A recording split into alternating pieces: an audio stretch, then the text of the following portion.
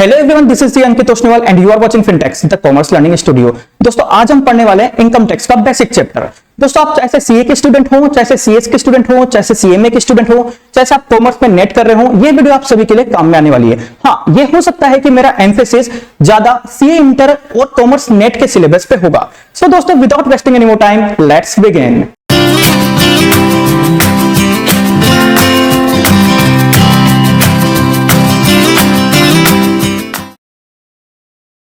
दोस्तों income tax को समझने से पहले हमें समझना होगा कि टैक्स क्या है, और टैक्स को समझने से पहले हमें समझना होगा कि टैक्स क्यों है।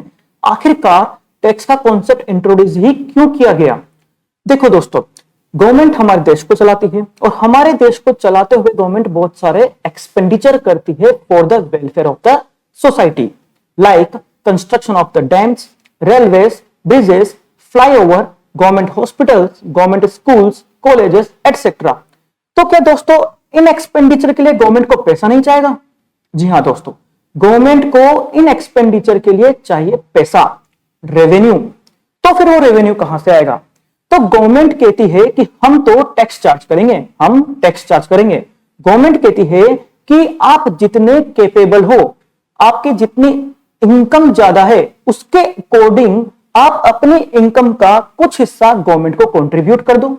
सिमिलरली आप जो भी गुड्स खरीदते हैं या फिर जो भी सर्विस लेते हैं, उसके पेमेंट का एक हिस्सा चला जाएगा गवर्नमेंट के पास। उससे क्या होगा? उससे गवर्नमेंट के पास रेवेन्यू जनरेट हो जाएगा और गवर्नमेंट उस रेवेन्यू को यूटिलाइज कर पाएगी for the welfare of the society. अच्छा, तो ये टैक्स का कॉन्सेप्ट तो क्लियर हो गया। तो क्या गवर्नमेंट का इंटेंशन टैक्स चार्ज करना है? नहीं दोस्तों, गवर्नमेंट का इंटेंशन टैक्स चार्ज करना बिल्कुल नहीं है। गवर्नमेंट का इंटेंशन तो सोसाइटी का वेलफेयर है, पब्लिक वेलफेयर है। हां, उसके लिए गवर्नमेंट को रेवेन्यू चाहिए और रेवेन्यू के लिए गवर्नमेंट टैक्स चार्ज करती है। तो फिर दोस्तों टैक्स क्या है? दोस्तों tax is a compulsory charge imposed bye the government on person, his income, property, goods और सर्विसेज और एनी एक्टिविटी। यानी कि टैक्स क्या है? एक ऐसा कंपलसरी और फाइनेंशियल चार्ज है जो कि इंपोज किया जाता है किसके द्वारा? गवर्नमेंट के द्वारा। किस पर? इनकम पर, प्रॉपर्टी पर, गुड्स पर, सर्विस पर या फिर किसी भी एक्टिविटी पर। चलिए देखते हैं ये क्या कहता है। ये कहता है व्हाट इज टैक्स। क्या कहता है? What is tax. ये कहता है tax is an amount which is compulsory levied and collected by government. जी हाँ, हमने समझ लिया ये चीज तो फाइन। फिर कहता है tax is a mandatory fee और financial charge levied by any government on income, property, goods, services और एक्टिविटी। फिर कहता है व्हाई टैक्सेस। टैक्सेस क्यों? कहता है taxes are levied by the government to meet the common welfare expenditure of the society. हमने भी ये पढ़ा है। और taxation is the primary source of revenue to the government. बिल्कुल हमने यही पढ़ा है। चलिए आगे चलते हैं। दोस्तों टैक्स के दो प्रकार होते हैं। There are two types of the taxes. Number 1 direct tax, number 2 indirect tax. चलिए इनको भी समझते हैं। देखिए दोस्तों, अगर डायरेक्ट टैक्स की बात करें तो समझिए, अगर किसी भी टैक्स का इंसिडेंस और इंपैक्ट दोनों एक ही पर्सन पर फॉल होंगे तो वो कहलाएगा डायरेक्ट टैक्स। कुल मिलाकर बात यह है, जिस टैक्स में बर्डन शिफ्ट नहीं हो सकता, जिस टैक्स में जिस इंसान पर लायबिलिटी आई है उसी पे ही उस टैक्स का इंपैक्ट भी आएगा, तो वो कहलाएगा डायरेक्ट टैक्स। यानी कि जिस इंसान पर लायबिलिटी आई है वो ही उस टैक्स को बियर करेगा, वो उस टैक्स को किसी और से रिकवर नहीं कर सकता है, तो वो कहलाता है डायरेक्ट टैक्स। और direct tax is a tax on income and property. Direct tax क्या है? एक ऐसा टैक्स है जो इनकम और प्रॉपर्टी पे लगता है। हां, डायरेक्ट टैक्स का एक इंपॉर्टेंट थिंग है कि direct tax progressive in nature होता है। डायरेक्ट टैक्स की इंपॉर्टेंट बात क्या है कि direct tax progressive in nature होता है। यानी कि जैसे जैसे आपकी इनकम बढ़ेगी वैसे वैसे टैक्स भी बढ़ेगा। जैसे जैसे आपकी कैपेबिलिटी बढ़ेगी आप उतना ही ज्यादा गवर्नमेंट को कंट्रीब्यूट करिए। यानी कि जैसे जैसे इनकम बढ़ेगी वैसे वैसे आप पे टैक्स भी ज्यादा लगेगा। इससे क्या होगा सर? इससे यह होगा कि रिच पे ज्यादा टैक्स लगेगा, पुअर पे कम टैक्स लगेगा और रिच एंड पुअर के बीच में जो गैप है वो कम हो जाएगा। बात करें अगर इनडायरेक्ट टैक्स की तो इसको समझते हैं। इनडायरेक्ट टैक्स में क्या होता है? इनडायरेक्ट टैक्स में incidence and impact of the tax दोनों ही दो सेपरेट पर्सन पर फॉल होते हैं, यानी कि इनडायरेक्ट टैक्स में बर्डन शिफ्ट हो सकता है। यानी कि इनडायरेक्ट टैक्स में होता क्या है, जिस पर्सन पर टैक्स की लायबिलिटी आती है और जिस पर्सन पर उस टैक्स का भार, उस टैक्स का बर्डन आता है, वो दोनों अलग अलग होते हैं। कुल मिला के इनडायरेक्ट टैक्स में बर्डन शिफ्ट हो सकता है, डायरेक्ट टैक्स में बर्डन शिफ्ट नहीं हो सकता है। इनडायरेक्ट टैक्स क्या है? Indirect tax is a tax on goods and services. इसकी एक कैरेक्टरिस्टिक्स क्या है इनडायरेक्ट टैक्स की? ये रिग्रेसिव इन नेचर है। रिग्रेसिव का मतलब क्या है? चाहे से आप रिच हो चाहे से आप पुअर हो, आप अगर इनडायरेक्ट टैक्स दे रहे हैं तो दोनों को बराबर टैक्स देना पड़ेगा, इररिस्पेक्टिव ऑफ द फैक्ट कि आप रिच हैं या पुअर है। इनडायरेक्ट टैक्स दे रहे हैं तो दोनों को बराबर देना पड़ेगा, दोनों पर बराबर भार आएगा। अगर आप कोई गुड्स खरीद रहे हैं, उस पर कोई टैक्स लग रहा है, तो चाहे से रिच हो चाहे से पुअर हो, दोनों पे बराबर टैक्स लगेगा। तो इससे इनडायरेक्ट टैक्स में एक डिसएडवांटेज आ गई, एक ड्रॉबैक आ गया कि indirect tax rich and poor people के बीच का जो गैप है वो कम करने में हेल्प नहीं करता है। अगर हम एग्जाम्पल की बात करें तो डायरेक्ट टैक्स का एग्जाम्पल इनकम टैक्स है और इसका इनडायरेक्ट टैक्स का एग्जाम्पल जीएसटी और कस्टम है।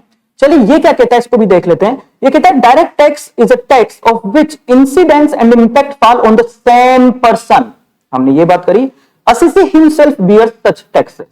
The burden of direct tax cannot be shifted. हम जानते हैं burden shift नहीं हो सकता। It is a tax on income and property. It is progressive in nature. Indirect tax में कहता है the tax of which incidents and impact fall on two different person, वो ही क्या कहलाता है? इनडायरेक्ट टैक्स कहलाता है। Tax is recovered from the assessee who passes such burden on another person. कुल मिला के बर्डन शिफ्ट हो सकता है। ये गुड्स एंड सर्विस पे टैक्स है, ये रिग्रेसिव इन नेचर है। अच्छा सर, हमें समझ में नहीं आया कि बर्डन कैसे शिफ्ट होगा। चलिए इसको समझते हैं। सपोज कीजिए ये मिस्टर ए है, फाइन, ये कोई गुड्स बेचते हैं मिस्टर बी को, राइट। तो जैसे ये गुड्स बेचेंगे तो इन पे इनडायरेक्ट टैक्स की लायबिलिटी आएगी। सपोज कर लीजिए जीएसटी लग रहा है इन पे, तो इनडायरेक्ट टैक्स देने की लायबिलिटी किस पे आई? इन पर। लेकिन इस टैक्स को ये इंक्लूड कर लेंगे इनकी गुड्स की प्राइस में। हम देखते हैं ना, जब भी गुड्स खरीदने जाते हैं उसमें लिखा होता है MRP inclusive of all taxes. तो ये क्या कर रहा है? लायबिलिटी तो इनकी है, लेकिन उस अमाउंट को, उस टैक्स के अमाउंट को ये इंक्लूड कर रहे हैं प्राइस में और अल्टीमेटली रिकवर कर रहे हैं बी से। कुल मिला के इन्होंने अपना बर्डन, ए ने अपना बर्डन बी को शिफ्ट कर दिया।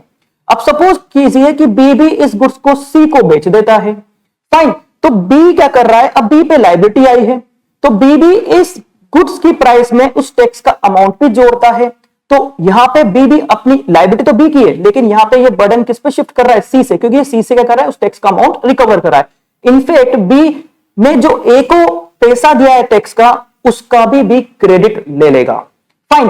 अब सपोज कीजिए कि सी किसी और को रीसेल नहीं करता है। जब सी किसी और को रीसेल नहीं करेगा तो उसका बर्डन शिफ्ट भी नहीं हो सकता, बिकॉज वो किसी और से रिकवर भी नहीं कर सकता टैक्स।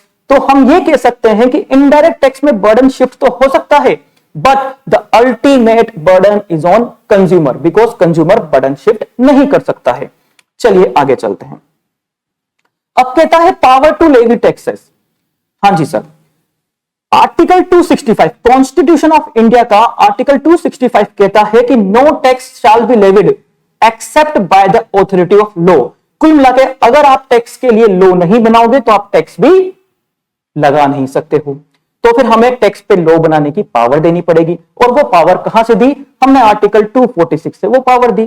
कॉन्स्टिट्यूशन के आर्टिकल 246 के 7th शेड्यूल से हमने ये पावर दी। पावर कैसे दी सर? पावर दी हमने थ्रू 3 लिस्ट। फर्स्ट लिस्ट है यूनियन लिस्ट, दूसरी लिस्ट है स्टेट लिस्ट, तीसरी लिस्ट है concurrent list. Sir union list से पावर दी हमने पार्लियामेंट को, कुल मिलाकर सेंट्रल गवर्नमेंट को पावर दे दी। स्टेट लिस्ट से हमने पावर दी स्टेट लेजिस्लेचर को, यहां पे हमने स्टेट गवर्नमेंट को पावर दे दी। और कंकरेंट लिस्ट से पावर दी हमने mix power, both parliament and state legislature, यानी कि सेंट्रल गवर्नमेंट और स्टेट गवर्नमेंट दोनों की मिक्स पावर होगी। ध्यान रखना कि कॉन्स्टिट्यूशन ऑफ इंडिया के आर्टिकल 246 के 7th शेड्यूल के 3 लिस्ट हैं। पहली लिस्ट यूनियन लिस्ट, जिससे पावर मिलेगी पार्लियामेंट सेंट्रल गवर्नमेंट को।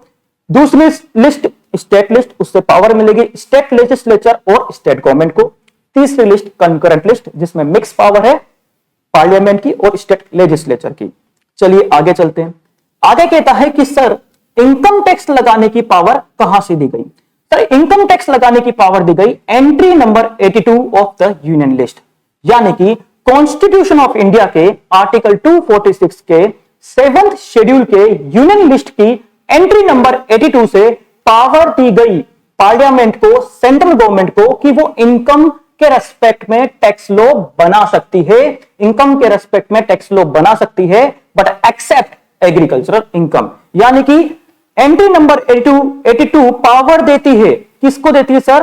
पार्लियामेंट या फिर सेंट्रल गवर्नमेंट को पावर देती है कि वो सभी इनकम पर टैक्स लॉ बना सकती है, लेकिन एग्रीकल्चरल इनकम पर नहीं बना सकती है। कुल मिलाकर एग्रीकल्चरल इनकम पर सेंट्रल गवर्नमेंट टैक्स नहीं लगा सकती है, बिकॉज एग्रीकल्चरल इनकम पर टैक्स लॉ बनाने की पावर किसके पास है? स्टेट गवर्नमेंट के पास। आगे चलते हैं, आगे कहता है components of income tax law. तो सबसे पहला कंपोनेंट ही क्या है? Income tax act. Income tax act कौन सा है? 1961, but it is applicable from 1 अप्रैल 1962। यानी कि एक्ट तो कौन सा है? 1961, बट ये एप्लीकेबल कब से हुआ सर? 1 अप्रैल 1962 से एप्लीकेबल हुआ, and it is applicable to whole India including the state of Jammu and Kashmir. यानी कि इनकम टैक्स एक्ट 1961 है और यह लागू हुआ 1 अप्रैल 1962 से पूरे इंडिया पे including the state of Jammu and Kashmir.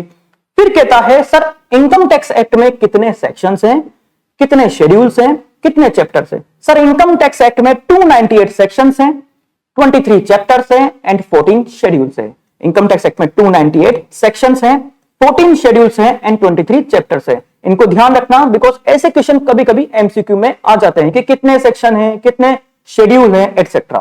फिर कहता है कि ए सेक्शन में है सब सेक्शन और क्लोजेस एंड सब क्लोजेस। हमें पता है एक सेक्शन में सब सेक्शन भी हो सकता है, क्लोज भी हो सकता है और सब क्लोज भी हो सकता है। फिर कहता है सर प्रोविजो क्या है और एक्सप्लेनेशन क्या है? सर जब भी हमें किसी प्रोविजन का एक्सेप्शन देना होगा तो हम प्रोविजो का यूज करेंगे। कुल मिलाकर जब भी हम किसी प्रोविजन से हटकर बात करेंगे, प्रोविजन का एक्सेप्शन देंगे, तो हम प्रोविजो का यूज करेंगे, और जब भी किसी प्रोविजन के बारे में क्लेरिफिकेशन देनी होगी तो हम एक्सप्लेनेशन का यूज करेंगे। तो दोनों में डिफरेंस क्या है? सर प्रोविजो यूज होता है एक्सेप्शन के लिए, एक्सप्लेनेशन यूज होती है क्लेरिफिकेशन के लिए। फाइन। अगला पॉइंट क्या है? Annual finance act. Sir act कैसे बनता है? सर सबसे पहले एक बिल होता है, वो bill both the house of parliament से पास होता है, यानी कि राज्यसभा और लोकसभा दोनों से पास होता है। उसके बाद अगर प्रेसिडेंट उस पर अपनी कंसेंट, अपनी असेंट दे देता है तो वो एक्ट बन जाता है। अच्छा जी, फाइनेंस एक्ट क्या कहता है? सर फाइनेंस एक्ट के फर्स्ट शेड्यूल में रेट ऑफ इनकम टैक्स दे रखी है। फाइनेंस एक्ट के फर्स्ट शेड्यूल में रेट ऑफ इनकम टैक्स दे रखी है। कैसे दे रखी है? सर पार्ट 1 में, फाइनेंस एक्ट के फर्स्ट शेड्यूल के पार्ट 1 में रेट ऑफ इनकम टैक्स होती है, पार्ट 2 में रेट ऑफ टीडीएस होती है, और पार्ट 3 में rate of TDS in respect of salary and computation of advance tax होता है, और पार्ट 4 में computation of net agricultural income होती है। अब कहोगे सर एग्रीकल्चरल इनकम पे तो स्टेट गवर्नमेंट टैक्स लगाती है। जी हां बिल्कुल सही है, लेकिन हमें एंड में जाकर इसके लिए कुछ एडजस्टमेंट करने पड़ेंगे, कुछ कंप्यूटेशन करना पड़ेगा एग्रीकल्चरल इनकम के रेस्पेक्ट में भी, वो भी कुछ सर्टेन कंडीशंस पे हैं। आगे चलते हैं। आगे कहता है sir income tax rules. Income tax rule कौन से होते हैं sir? 1962। Sir income tax rule कौन निकालता है? सर इनकम टैक्स रूल 1962 है, वो निकालते हैं सीबीडीटी। सर ये भी हर साल अमेंड होते रहते हैं। हमारे कोर्स में मुश्किल से 1 या 2 रूल हैं, हम ज्यादा रूल्स नहीं पढ़ते हैं, रूल 8 वगैरह हम पढ़ेंगे। फाइन। फिर कहता है सर नोटिफिकेशन क्या है और सर्कुलर क्या है? सर नोटिफिकेशन जो है वो सेंट्रल गवर्नमेंट निकालती है। हाँ सीबीडीटी भी नोटिफिकेशन निकालता है, लेकिन मेन इंपॉर्टेंट बात यह है कि जो नोटिफिकेशन होता है वो दोनों पर, एसईसी और इनकम टैक्स डिपार्टमेंट दोनों पर एप्लीकेबल होता है, दोनों पर बाइंडिंग होता है। कुल मिलाकर नोटिफिकेशन एसईसी और इनकम टैक्स डिपार्टमेंट दोनों पर बाइंडिंग होता है, दोनों को उसको फॉलो करना पड़ेगा। जबकि सर्कुलर निकालते हैं सर सीबीडीटी, और सर्कुलर जो निकाला जाता है वो इनकम टैक्स के internal purpose, income tax department के इंटरनल पर्पस के लिए निकाला जाता है, यानी कि सर्कुलर जो है वो सिर्फ इनकम टैक्स डिपार्टमेंट पे बाइंडिंग होगा। तो सर्कुलर और नोटिफिकेशन में डिफरेंस क्या हुआ? सर नोटिफिकेशन तो दोनों पे बाइंडिंग होगा, एसईसी और इनकम टैक्स डिपार्टमेंट पे, और सर्कुलर जो है वो सिर्फ इनकम टैक्स डिपार्टमेंट पे बाइंडिंग होगा। हाँ एसईसी पे सर्कुलर बाइंडिंग नहीं होगा, हालांकि असिसी चाहे तो उस सर्कुलर की एडवांटेज ले सकता है। कह रहा है notification is binding on everyone, assessee and income tax department, जबकि सर्कुलर सीबीडीटी निकालते हैं और it is binding on the department but not on the assessee. However assessee can take the advantage of beneficial circular, जो assessee को beneficial लगते हैं उन circular की वो एडवांटेज ले सकता है। असिसी पे बाइंडिंग नहीं है सर्कुलर। आगे क्या कह रखा है, आगे रखा है केस लॉ। और केस लॉ क्या है सर, जब भी लॉ में कोई एम्बिगिटी आती है तो सर वो चला जाता है कोर्ट पे, हाई कोर्ट पे, सुप्रीम कोर्ट पे। तो सर सुप्रीम कोर्ट जो जजमेंट निकालती है, सुप्रीम कोर्ट जो डिसीजन निकालती है, वो सभी कोर्ट को फॉलो करना पड़ता है, वो सभी कोर्ट को फॉलो होता है, सभी कोर्ट पे बाइंडिंग होता है। यानी सुप्रीम कोर्ट का जो डिसीजन है, जो जजमेंट है, वो सभी कोर्ट पे बाइंडिंग होता है, पूरे नेशन वाइड बाइंडिंग होता है।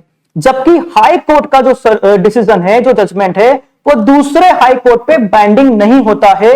जिस रीजन का ये हाई कोर्ट है उस पे ही ये बाइंडिंग होता है। बात समझना, सुप्रीम कोर्ट का जो डिसीजन है वो सभी कोर्ट्स पे बाइंडिंग होता है, सभी अपीलेट ट्रिब्यूनल पे बाइंडिंग होता है, इनकम टैक्स अथॉरिटी पे बाइंडिंग होता है, जबकि decision of A high court is can not bind other high court. Fine. अच्छा, एक बात और समझ लेते हैं कि सीबीडीटी क्या है।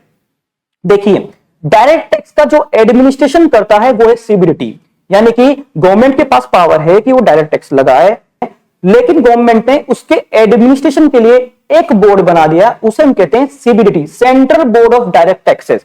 सिमिलरली इनडायरेक्ट टैक्स को एडमिनिस्ट्रेशन करने के लिए जो बोर्ड है उसे हम कहते हैं CBC, central board of excise and custom, CBEC. Fine, आगे चलते हैं। आगे हमारा जो पॉइंट है वो आ गया, इनकम टैक्स क्या है। सर इनकम टैक्स क्या है? Income tax is a tax on income, income पे जो टैक्स लगेगा वही इनकम टैक्स है। तो अब हमें समझना होगा कि इनकम क्या है। सर इनकम की डेफिनेशन दे रखी है सेक्शन 2 क्लोज 24 में। फाइन, इसे क्लोज पढ़ेंगे हम सेक्शन 2 क्लोज 24 में, और यह कहता है कि इनकम की जो डेफिनेशन है वो इंक्लूसिव है, और कहता है इनकम इंक्लूड्स, कुल मिलाकर सर इनकम में जितनी भी आप अर्निंग कर रहे हो वो सब आ जाएगी लगभग। और यहां पे रखा है income includes profit and gains, value of perks, allowances, आगे हम पढ़ेंगे सैलरी हेड में, income of A partner from a firm, winning from lotteries, crossword puzzles, यानी कि कैजुअल इनकम। सर जो विनिंग होती है लॉटरीज से, या फिर क्रॉसवर्ड पजल से, या फिर कोई गेम से, लाइक केबीसी से, सर उस इनकम को हम कहते हैं कैजुअल इनकम। तो वो भी इनकम की डेफिनेशन में इंक्लूड है। इनकम इंक्लूड्स डीम इनकम, यानी कि ऐसी इनकम जो मान ली गई है। आगे पढ़ेंगे हम इसके बारे में। Income includes gift, income includes amount received under key man insurance policy, salary head में हम इसके बारे में डिस्कस करेंगे। Income includes advance money forfeited, इसके बारे में हम दूसरे हेड में डिस्कस करेंगे। यह ध्यान रखना कि income also includes gift by a resident to non resident of any money और प्रॉपर्टी सिचुएटेड इन इंडिया, यानी कि अगर कोई रेजिडेंट किसी नॉन रेजिडेंट को मनी का या किसी प्रॉपर्टी जो इंडिया में सिचुएटेड है उसका गिफ्ट देता है तो वो भी इनकम में इंक्लूड कर ली जाएगी। अच्छा, गिफ्ट और एनआर, इसके बारे में हम आगे पढ़ेंगे। फाइन।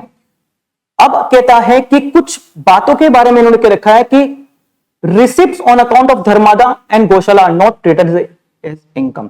कभी कभी क्या होता है, जो बिजनेसमैन होते हैं वो कुछ अमाउंट अपने कस्टमर से धर्मादा और गौशाला के रूप में भी लेते हैं। तो जो भी अमाउंट वो कस्टमर से धर्मादा और गौशाला के नाम पे लेते हैं, जो उनकी प्राइस में जो परसेंटेज धर्मादा और गौशाला के नाम पर इंक्लूड है, उससे हम इनकम नहीं मानेंगे। फाइन। अगला पॉइंट कहता है pin money. Sir pin money क्या होती है? देखिए, हस्बैंड अपनी स्पाउस को, अपनी वाइफ को हाउस होल्ड एक्सपेंडिचर के लिए कुछ पैसे देता है, लाता है पिन मनी। तो यह कहता है कि ऐसी अमाउंट पे, ऐसी पिन मनी को हम इनकम नहीं मानेंगे। फिर कहता है income should come from outside, कहता है इनकम आउटसाइड से आनी चाहिए। कहने का मतलब है कोई अपने आप से इनकम नहीं कमा सकता है। ऐसा नहीं है मैं खुद ही से कोई इनकम कमा रहा हूं। Income should come from outside, income कमाने के लिए मुझे कोई दूसरा व्यक्ति चाहिए, दूसरा पर्सन भी चाहिए। No one can earn from himself. फिर कहता है application and diversion of income, बिल्कुल ये समझते हैं।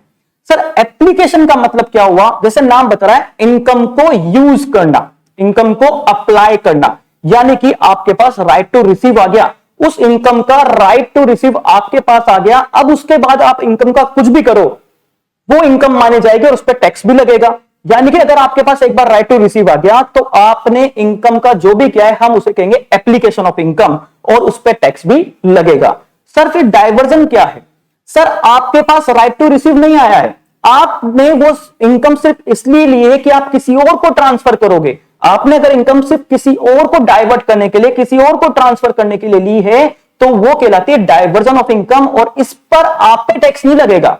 जिस बंदे की वो इनकम है उस पर टैक्स लगेगा। अच्छा चलो डायवर्जन ऑफ इनकम को, यानी कि यहां पे राइट टू रिसीव नहीं आता है, डायवर्जन ऑफ इनकम को एक छोटे से एग्जांपल से जल्दी से समझ लेते हैं। सपोज कर लीजिए ए एंड बी दो ऑथर्स हैं, इन्होंने एक बुक लिखी, फाइन, और इस बुक की जो रॉयल्टी है वो दोनों ने डिसाइड कर लिया, जो भी रॉयल्टी हमें मिलेगी हम दोनों आधा आधा बांटेंगे, एक एग्रीमेंट पहले से ही कर लिया। अब क्या है, बी जो है मार्केट में ज्यादा एक्टिव है तो बुक की जो रॉयल्टी है वो सारी बी को मिल जाती है। सपोज कीजिए 1 लाख रुपीस रॉयल्टी के लिए बी को मिले, फाइन। तो क्या बी की इनकम 1 लाख हुई? नहीं सर, बी की इनकम इसमें से सिर्फ 50,000 हुई, बिकॉज बी ने जो 50,000 रिसीव किए हैं वो सिर्फ ट्रांसफर करने के लिए रिसीव किए हैं ए को। बी क्या करेगा, इस 1 लाख में से 50,000 खुद रखेगा और 50,000 ए को दे देगा। वो इनकम उस पर आ तो रही है लेकिन वो उसको डाइवर्ट कर रहा है ए पर, बिकॉज इन दोनों के बीच में पहले से एग्रीमेंट था कि दोनों बराबर बांटेंगे। फाइन, मैं आशा करता हूं ये क्लियर हुआ होगा। एप्लीकेशन सर टैक्सेबल होगा, डाइवर्जन टैक्सेबल नहीं होगा। एप्लीकेशन राइट टू रिसीव आ गया उसके बाद होगा, डाइवर्जन राइट टू रिसीव ही नहीं आता है। बात करते हैं सबसे इंपॉर्टेंट सेक्शन की, section 4, charge of income tax. Sir ज्यादातर क्या होता है कि बच्चे सभी हेड के चार्जिंग सेक्शन पढ़ लेते हैं, चार्जिंग सेक्शन 15 पढ़ लेते हैं, सब पढ़ लेते हैं, लेकिन इनकम टैक्स का चार्जिंग सेक्शन ही याद नहीं रहता। इनकम टैक्स का जो चार्जिंग सेक्शन है वो है सेक्शन 4, यानी कि इनकम टैक्स का चार्जिंग सेक्शन है section 4। The tax shall be levied at the rates prescribed for the year by the finance act और द इनकम टैक्स एक्ट 1961 और बोथ। यानी कि देखिए कुछ स्पेशल रेट होती है वो इनकम टैक्स एक्ट में ही दे रखी है और जो जनरल रेट ऑफ टैक्स होती है वो फाइनेंस एक्ट में होती है। तो इन दोनों में जो रेट दे रखी है उससे इनकम टैक्स लगेगा, उससे टैक्स लगेगा। फिर कहता है the charge is on every person, इसकी डेफिनेशन हमें पढ़नी है। फाइन, फिर कहता है tax is chargeable on the total income, किस पे लगेगा सर? टोटल इनकम पे लगेगा। अर्न्ड कब करी है? During the previous year and not on the assessment year. यानी कि ऐसी इनकम पे टैक्स लगेगा जो आपने प्रीवियस ईयर में कमाई है, न कि असेसमेंट ईयर में। और किस पे लगेगा सर? टोटल इनकम पे लगेगा और हर एक पर्सन की लगेगा। अच्छा सर असेसमेंट ईयर क्या है ये तो हम पढ़ लेंगे। असेसमेंट क्या होता है? देखिए हम जब भी रिटर्न फाइल करते हैं तो उस रिटर्न को एक पर्सन इनकम टैक्स डिपार्टमेंट या फिर एओ एग्जामिन करता है, चेक करता है, उस एग्जामिनेशन को ही हम असेसमेंट कहते हैं। और जो पर्सन ऐसा एग्जामिनेशन करता है उसे हम कहते हैं एओ, असेसिंग ऑफिसर।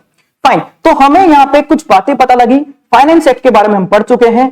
हमें यहां पे पता लगा कि हमें पर्सन के बारे में समझना होगा कि पर्सन कौन है, हमें समझना होगा कि टोटल इनकम क्या है, बिकॉज अल्टीमेटली टैक्स तो टोटल इनकम पे लगेगा। फाइन, हमें समझना होगा प्रीवियस ईयर क्या है और असेसमेंट ईयर क्या है। ये देखते हैं कुछ डेफिनेशंस।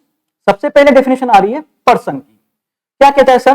पर्सन की जो डेफिनेशन है वो इंक्लूसिव है, यानी कि पर्सन की डेफिनेशन एक्सक्लूसिव नहीं है, इंक्लूसिव है। और ये कहता है person includes individual, HUF, company, firm और फर्म इंक्लूडिंग एलएलपी, यानी फर्म में एलएलपी को भी इंक्लूड किया गया है। AOP, BOI, local authorities, any other artificial judicial person. क्या कहता है सर? ये कहता है फर्म इंक्लूड्स इंडिविजुअल, इंडिविजुअल यानी ह्यूमन बीइंग, नेचुरल पर्सन यानी कि आप और मैं, मैन, वुमेन, चिल्ड्रन एटसेट्रा। तो इंडिविजुअल कौन हो गया sir? Natural human being individual हो गए। फाइन, तो पर्सन की डेफिनेशन में कौन आ गया? इंडिविजुअल आ गया। फिर कहता है HUF, Hindu undivided family, just like a joint family, हम इसको भी के लिए समझ लेते हैं। फाइन, फिर कहता है कंपनी, कंपनी कौन सर? या तो वो इंडियन कंपनी होगी या फिर कोई ऐसी बॉडी कॉर्पोरेट जो बाहर के किसी लॉ में रजिस्टर्ड होगी। फाइन, फिर कहता है फर्म, सर पार्टनरशिप एक्ट में जो फर्म है वो फर्म, चाहे से वो रजिस्टर्ड है या नहीं है। And firm includes LLP, firm में कौन आ गया sir? Limited liability partnership. Fine, फिर कहता है एओपी एंड बीओआई, इसके बारे में अभी हम देखेंगे। लोकल अथॉरिटीज यानी कि म्युनिसिपैलिटीज, म्युनिसिपल कॉर्पोरेशंस एटसेट्रा। फिर कहता है any other artificial judicial person, इसके अलावा भी अगर कोई आर्टिफिशियल जुडिशियल पर्सन है तो उसको भी इसने कवर कर लिया है। फाइन, चलिए देखते हैं एचयूएफ क्या होता है। हमने इंडिविजुअल के बारे में समझा कि इंडिविजुअल क्या है सर, नेचुरल ह्यूमन बीइंग है। फाइन, एचयूएफ क्या है sir, HUF sir just like a joint family, HUF क्या एक तरह की ज्वाइंट फैमिली है।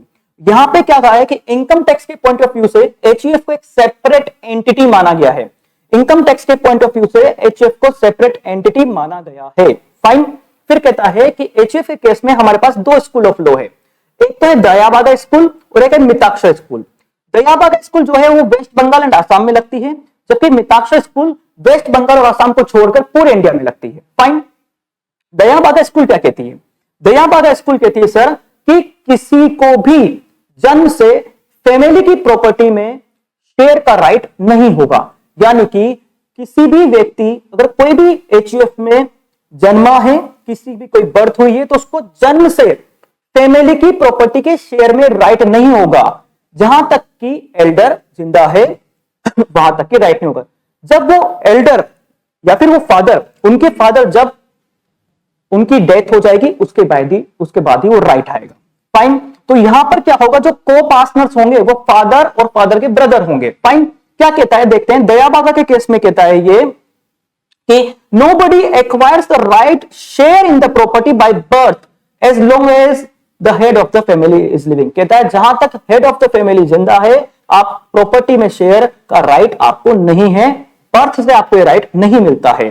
फिर कहता है thus the children do not acquire any right और share in the family property as long as his father is alive. यानी कि चिल्ड्रन को जन्म से यह अधिकार नहीं मिलता है, जहां तक कि उनके फादर जिंदा है यह अधिकार उन्हें नहीं मिलेगा। Hence the father and his brother would be the co-partners of the HUF. Co-partner क्या होते हैं अभी देखते हैं। फाइन, जबकि मिताक्षर स्कूल क्या कहती है कि आपको जन्म से अधिकार है, आपको फैमिली की प्रॉपर्टी में जो शेयर है उसमें आपको जन्म से अधिकार है, इर्रेस्पेक्टिव कि आपके एल्डर जिंदा है या नहीं है। कहता है one acquires the right to the family property by his birth and not by succession irrespective of the fact that his elders are living. Thus every child, यानी कि जितने भी चाइल्ड उस फैमिली में पैदा होंगे उन सबके पास राइट और share in the family property आ जाएगा। Thus every child born in family acquires a right or share in the family property. Fine. कहता है फिर कि all co-partners have the right to partition. Only co-partners के पास ही right to partition होता है, members के पास right to partition नहीं होता है। एक और बात ध्यान रखना कि all co-partners are members but all members are not co-partners। सभी co-partners members होते हैं बट सभी members co-partners नहीं होते हैं। ओनली co-partner को ही राइट टू पार्टीशन है, मेंबर्स को नहीं है।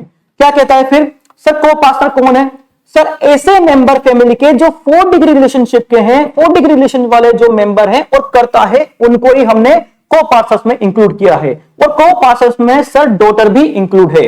कहता है only members with 4 degrees including karta are called co-partners and it includes daughters.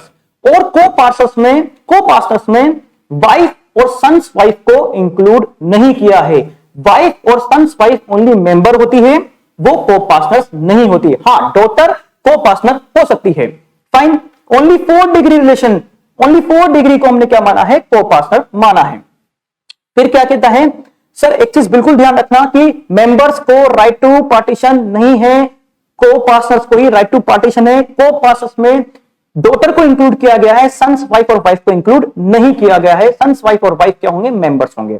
आगे देखते हैं, अगली जो बात आ रही है वो है कंपनी। सर कंपनी कौन, सर या तो वो इंडियन कंपनी होगी, फाइन, जो कि इंडियन कंपनीज एक्ट में रजिस्टर्ड है, फाइन, या फिर एक ऐसी बॉडी कॉर्पोरेट होगी जो कि किसी फॉरेन लॉ में इनकॉर्पोरेटेड है। किसी फॉरेन लॉ में अगर किसी बॉडी कॉर्पोरेट का इनकॉर्पोरेशन हुआ है तो उसको भी कंपनी के डेफिनेशन में इंक्लूड कर लिया गया है।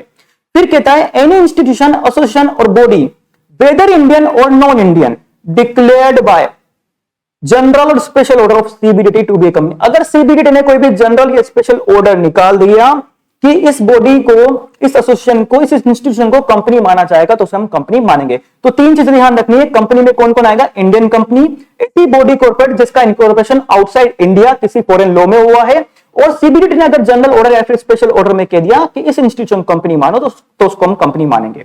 बात करते हैं क्लासेस ऑफ कंपनीज की। हमारे पास दो क्लासेस हैं, डोमेस्टिक कंपनी और फॉरेन कंपनी। डोमेस्टिक कंपनी कौन? सबसे पहले Indian company is always a domestic company, तो इंडियन कंपनी तो डोमेस्टिक कंपनी हो गई। फिर कहता है एक ऐसी कंपनी जिसने इंडिया में डिविडेंड के डिक्लेरेशन और पेमेंट के अरेंजमेंट कर रखे हैं, सर उसे भी हम डोमेस्टिक कंपनी कहेंगे।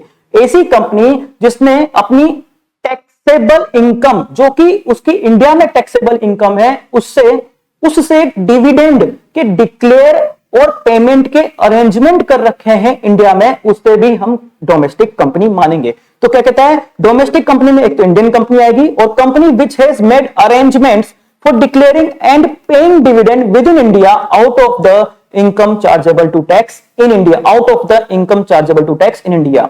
फॉरेन कंपनी किसे कहा गया है? Other than domestic company. Sir इन दो को छोड़ के सब क्या है? फॉरेन कंपनी है। आगे चलते हैं, आगे कहता है सर फर्म कौन? सर फर्म 1932 पार्टनरशिप एक्ट में जो दे रखा है वो फर्म है, चाहे से वो रजिस्टर्ड हो या नहीं हो फर्म में आएगी। और फर्म इंक्लूड्स एलएलपी, और फिर कहता है सर चाहे से एलएलपी हो या फर्म हो, दोनों का टैक्स ट्रीटमेंट सेम रहेगा। फर्म इंक्लूड्स एलएलपी, कभी कभी पूछ लेते हैं फर्म इंक्लूड्स एलएलपी कि फर्म एलएलपी कहां पे डेफिनेशन में इंक्लूड है? तो सर एलएलपी फर्म में ही इंक्लूड है। फिर कहता है association of person and body of individual. Sir दोनों में डिफरेंस क्या है? जैसा कि नाम बता रहा है कि एसोसिएशन ऑफ पर्सन, और हमने पर्सन की डेफिनेशन पढ़ी है कि person includes individual, HUF, company, firm, LLP etcetera. तो सर एसोसिएशन ऑफ पर्सन में सभी पर्सन मेंबर बन सकते हैं, चाहे से वो इंडिविजुअल हो, चाहे से वो एचयूएफ हो, कंपनी हो, फर्म हो, एलएलपी हो। लेकिन body of individual, as the name suggest, only individual ही मेंबर्स बन सकते हैं। बॉडी ऑफ इंडिविजुअल में एचयूएफ, फर्म, कंपनी ये मेंबर्स नहीं बन सकते। ओनली नेचुरल पर्सन जो कि ह्यूमन बीइंग है, जो कि इंडिविजुअल्स हैं, वही मेंबर्स बन सकते हैं। तो एओपी और बीओआई में अंतर क्या है? एओपी में सभी पर्सन मेंबर बन सकते हैं, जबकि बीओआई में ओनली इंडिविजुअल मेंबर बन सकते हैं। फिर आता है सर लोकल अथॉरिटी, बात पहले कर चुके हैं, म्युनिसिपल कॉर्पोरेशन, म्युनिसिपलिटी एक्सेट्रा। फिर every other artificial judicial person, अगर फिर भी कोई रह गया ना तो every other artificial judicial person में वो कवर हो सकता है। अगली डेफिनेशन आती है सर सेक्शन 2 क्लोज 7 में असीसी की डेफिनेशन दे रखी है। सर असीसी कौन? सर असीसी एक ऐसा बंदा, एक ऐसा व्यक्ति है जिसको इनकम टैक्स एक्ट में कोई भी टैक्स या कोई भी सम ऑफ मनी देना है। फाइन, कौन है ऐसा बंदा जिसको इनकम टैक्स एक्ट में कोई भी सम ऑफ मनी या फिर कोई भी टैक्स देना है? वही असीसी है। कहता है assessee means a person by whom any tax or any other sum of money is payable under this act. In addition to this it includes, इसके अलावा भी it includes assessee in default or a person who is deemed to be assessee. कहता है इसके अलावा ऐसा person जिसको Assisi in default माना गया है वो भी इंक्लूड है, और ऐसा पर्सन जो कि डीम्ड टू बी असीसी है वो भी इंक्लूड है, प्लस एक ऐसा पर्सन जिसकी इनकम के असेसमेंट के रेस्पेक्ट में प्रोसीडिंग चालू कर दी गई है। एक ऐसा पर्सन जिसकी इनकम के असेसमेंट के रेस्पेक्ट में प्रोसीडिंग चालू कर दी गई है, या फिर किसी और पर्सन की इनकम के रेस्पेक्ट में असेसमेंट चालू कर दी गई है जिसके लिए यह पर्सन असेसेबल है। यानी किसी और पर्सन की इनकम है लेकिन असेसेबल ये पर्सन है और प्रोसीडिंग चालू कर दी गई है, या फिर प्रोसीडिंग चालू कर दी गई है इन respect of loss sustained by him, या फिर उस दूसरे पर्सन ने जिसके लिए असेसेबल है उसने कोई लॉस किया है, उसके रेस्पेक्ट में प्रोसीडिंग चालू कर दी गई है, और प्रोसीडिंग चालू कर दी गई है, या फिर रिफंड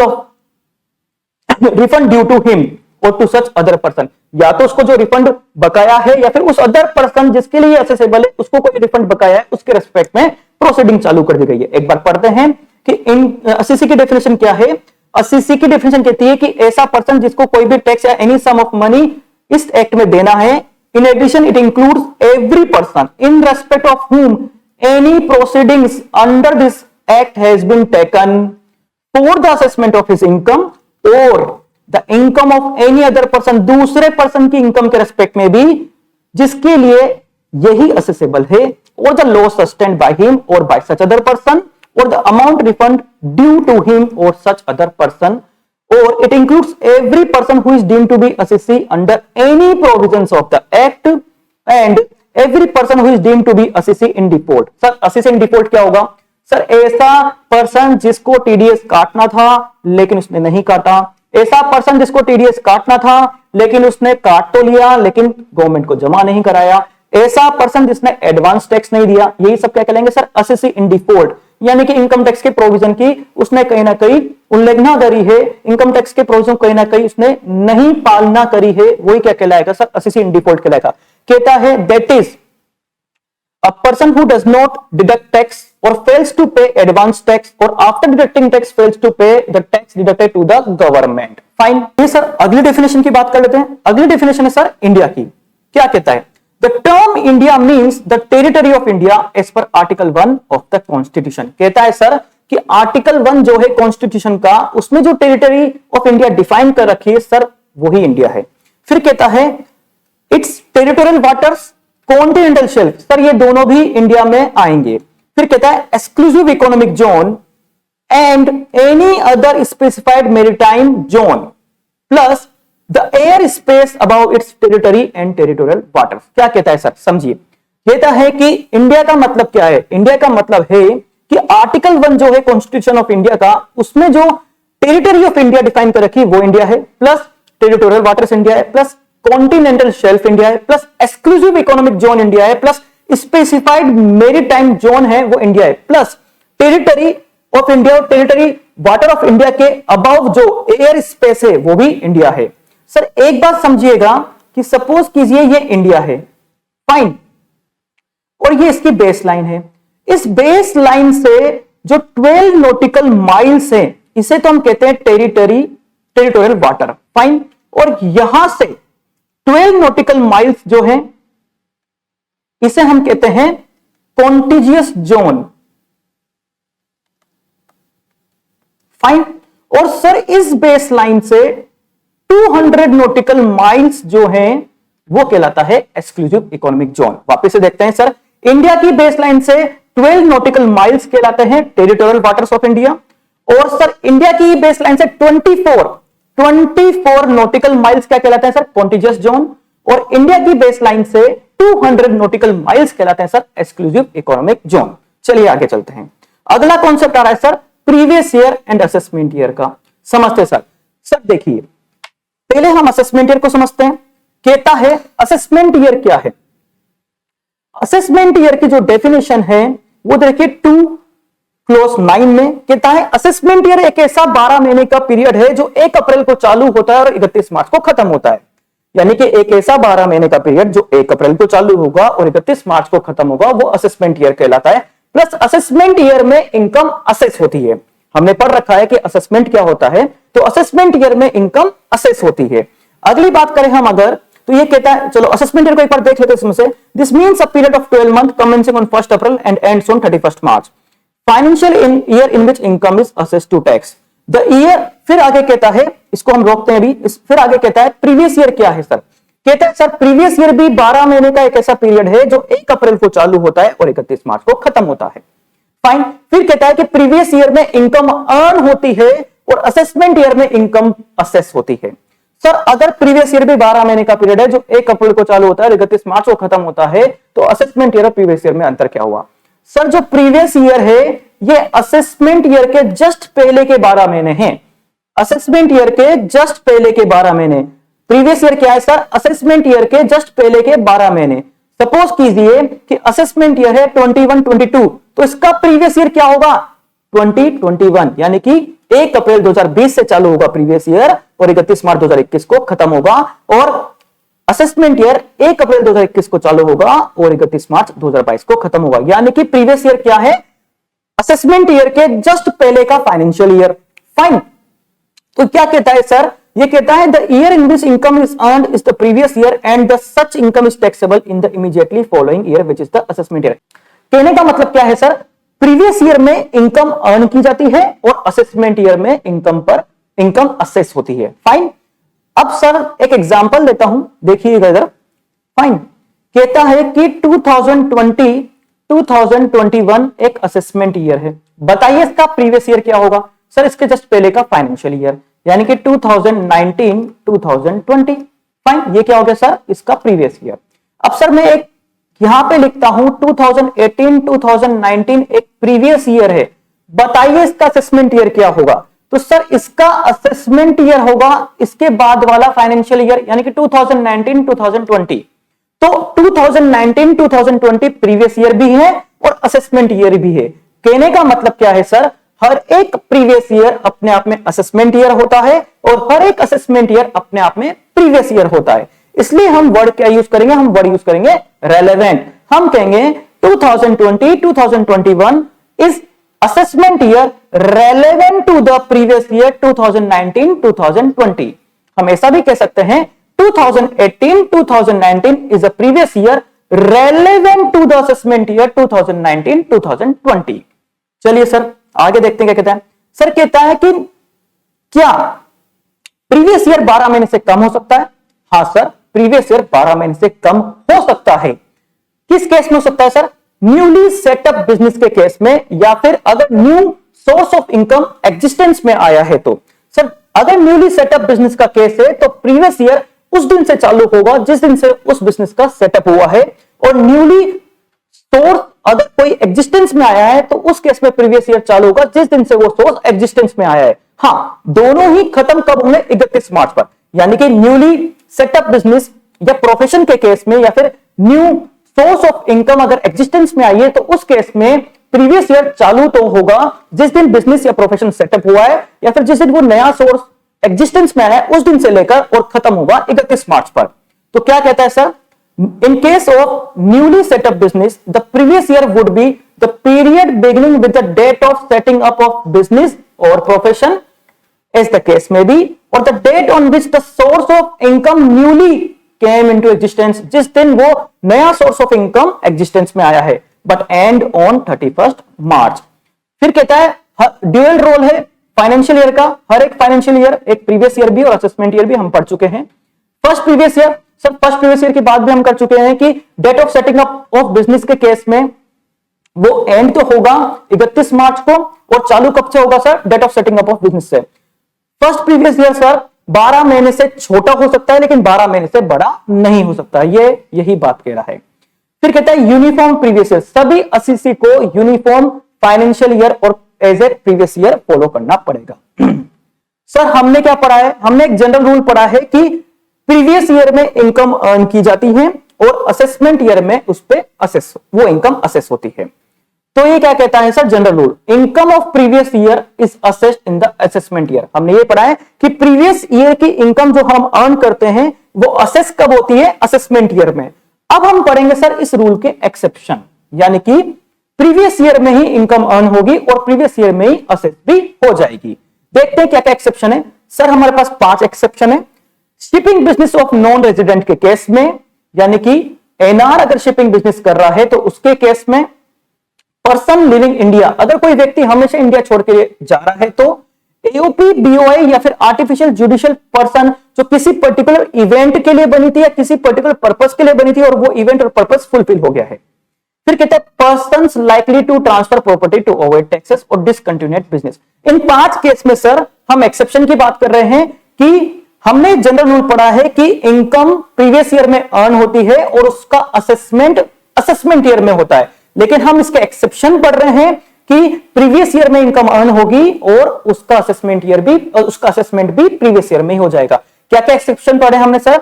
हमने 5 एक्सेप्शन पढ़े हैं। Shipping business of NR, sir AOP BOI अगर किसी पर्टिकुलर पर्पस के लिए बनी और पर्पस फुलफिल हो गया, वो पर्पस खत्म हो गया, वो इवेंट हो गया जिसके लिए वो बनी है। सर ऐसे व्यक्ति जो अपनी प्रॉपर्टी को ट्रांसफर कर रहे हैं टैक्स अवॉइड करने के लिए, डिसकंटिन्यूड बिजनेस के केस में, और ऐसा पर्सन जो इंडिया छोड़ के हमेशा के लिए जा रहा है। Fine sir. आगे कहता है sir undisclosed source of income.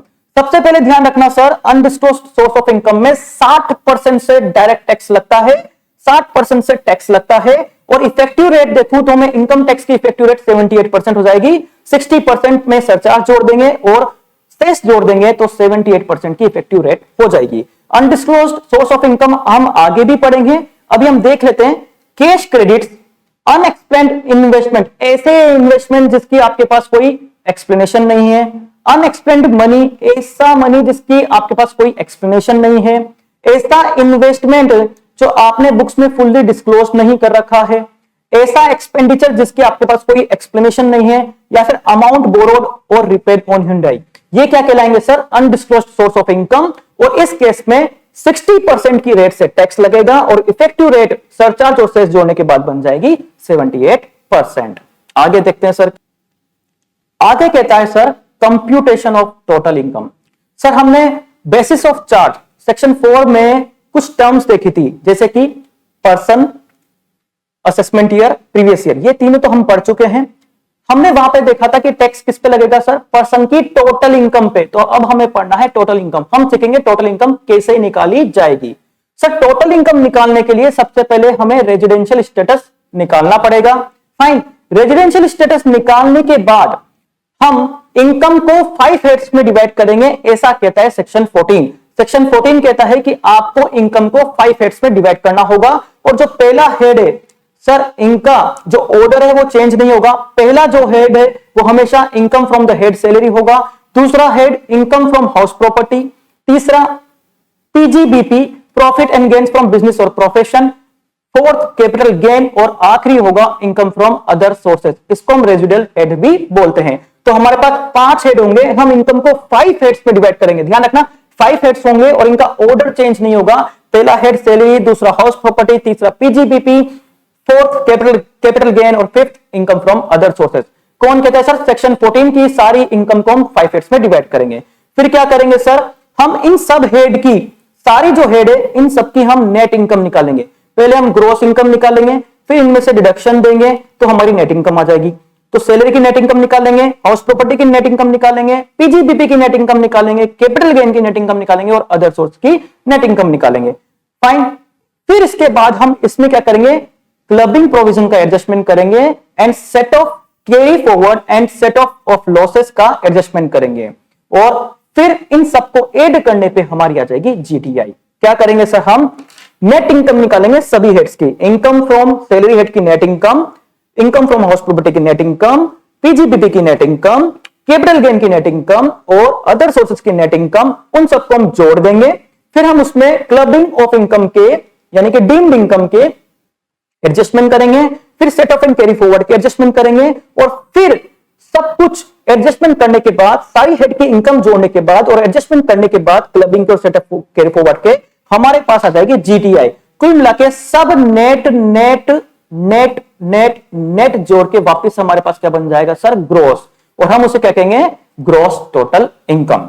Fine sir, उस ग्रॉस टोटल इनकम में से हम क्या लेस कर देंगे? डिडक्शंस लेस कर देंगे। Deduction under section 80C to 80U हम लेस कर देंगे तो हमारी आ जाएगी टोटल इनकम यानी कि टैक्सेबल इनकम। क्या करा सर हमने सबसे पहले रेजिडेंशियल स्टेटस निकाला, उसके बाद हमने 5 हेड्स में इनकम को डिवाइड किया, सभी हेड की नेट इनकम निकाली, उन सबको जोड़ा, उसमें क्लबिंग और सेट ऑफ कैरी फॉरवर्ड के एडजस्टमेंट करे, फिर हमारी आ गई जीटीआई ग्रॉस टोटल इनकम, उसमें से हमने डिडक्शन लेस कर दी 80C टू 80U, फिर हमारे आ गई टोटल इनकम और टैक्सेबल इनकम। हम इस पे टैक्स रेट लगा देंगे और हमारे पास आ जाएगा टैक्स पेबल और रिफंडेबल। फाइन, फिर सर अगर हमें 87 की रिबेट मिलती होगी तो हम देंगे। मैं कोशिश करूंगा इस पे अलग से एक वीडियो बना दूं और अगर सरचार्ज लगता होगा तो हम इस पे सरचार्ज लगाएंगे। सरचार्ज टैक्स पेबल होगा, उस पर हम सरचार्ज लगाएंगे। फाइन, और फिर सर हम इन दोनों पे सेस लगाएंगे यानी कि टैक्स पेबल प्लस सरचार्ज पे हम क्या लगाएंगे? सेस। ऐसा क्वेश्चन आ भी चुका है एमसीक्यू में कॉमर्स नेट के एग्जाम में कि सेस किस पे लगता है? टोटल इनकम पे लगता है, टैक्स पेबल पे लगता है, टैक्स प्लस सरचार्ज पे लगता है या फिर जीटीआई पे लगता है? तो उसका आंसर होगा सर सेस लगता है टैक्स प्लस सरचार्ज पे। टैक्स और सरचार्ज को जोड़ने के बाद हमारा सेस लगता है। फाइन, फिर हमारे पास सर लायबिलिटी आ जाएगी। सर अगर हमारे पास कोई भी हमने एडवांस टैक्स दिया है या फिर टीडीएस का है तो सर हम उनके एडजस्टमेंट कर देंगे, इन दोनों को लेस कर देंगे तो हमारा टैक्स पेबल आ जाएगा। क्या करेंगे सर? हम सबसे पहले टीआई पे रेट ऑफ टैक्स लगाएंगे, चार्ज जोड़ देंगे, फिर हम सेस जोड़ देंगे। सेस जोड़ने के बाद अगर हमने कोई एडवांस टैक्स दिया है या कोई भी हमारा टैक्स टीडीएस कटा है तो उन दोनों को लेस कर दिया जाएगा, हमारा क्या आ जाएगा सर? Tax payable. ध्यान रखना दोस्तों, इस वीडियो में मैं इनकम टैक्स रेट को कवर नहीं कर रहा हूं। मैं आशा करता हूं आपको ये वीडियो पसंद आई होगी और if you like this video please like share and subscribe my channel. Bell icon को दबा दीजिएगा, ऑल को दबा दीजिएगा। मिलते हैं अगली वीडियो में, तब तक के लिए कीप लर्निंग।